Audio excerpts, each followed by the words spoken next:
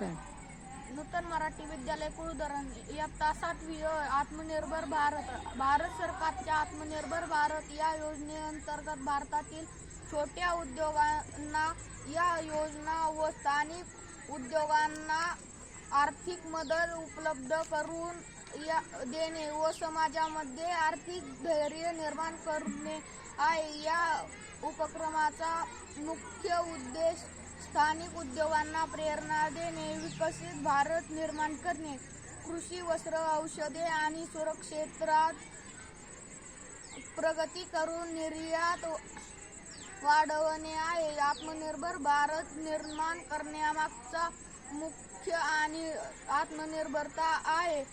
यासाठी इयत्ता 7वीच्या विद्यार्थ्यांनी वरील विषयांना अनुसरून घरी उपलब्ध असणाऱ्या टाकाऊ साहित्यापासून एक मॉडेलची निर्मिती केली आहे.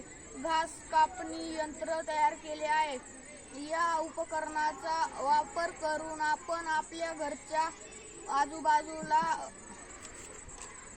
आजूबाजूला असलेल्या शालेय परिसरातील वाढलेल्या गवताची कापणी करून परिसर स्वच्छ करू शकतो.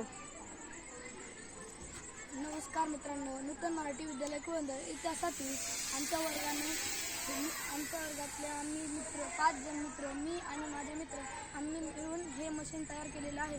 आपण यापासून तुरीचे शेंडे व गवत कापू शकतो आणि आपण याची काळजी करून वापर करू शकतो. हे मशीन तयार करण्यासाठी एक पाईप घेतलेला आहे व त्याला 2 कॅप लावलेले आहेत वर आणि एक एल्बो घेतलेला आहे. त्याला 2 ब्लेड लावून एक मोटर लावलेली आहे. त्याला 15 व्होल्टेजची बॅटरी आहे आणि एक चार्जर घेतला. आपण त्याला पंपाच्या चार्जरनेही चार्जिंग करू शकतो व आपण त्याला पंपाला जोडूनही चालू करू शकतो. आपल्या घराच्या शेजारी जे अडचण झालेली आहे आपण त्या अडचणीला कापू शकतो व कमी करू शकतो. आपण याच्यापासून गवत कापू शकतो.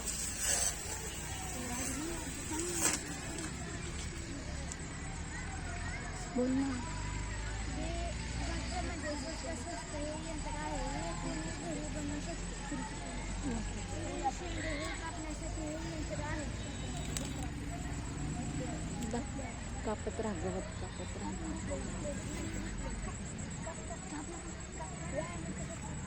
चालू ठेव फक्त. काँग्रेसकडे